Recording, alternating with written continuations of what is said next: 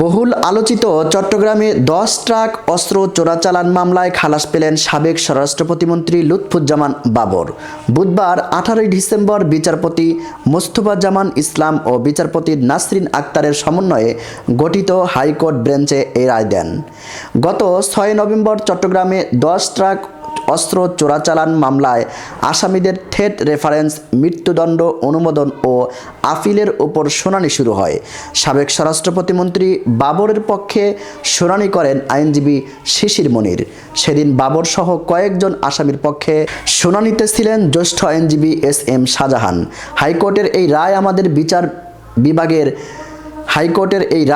বিচার বিভাগের স্বাধীনতা এবং ন্যায় বিচারের প্রতি অঙ্গীকারের এক উজ্জ্বল উদাহরণ। চট্টগ্রামের বহুল আলোচিত ১০ ট্রাক অস্ত্র মামলায় দীর্ঘ আইনি প্রক্রিয়া শেষে এমন একটি সঠিক দায়িত্বশীল সিদ্ধান্ত সত্যিই প্রশংসার দাবি রাখে। এটি প্রমাণ করে যে আমাদের বিচার ব্যবস্থা অপরাধ ও ন্যায় বিচারের মধ্যে ভারসাম্য রক্ষা করতে সক্ষম।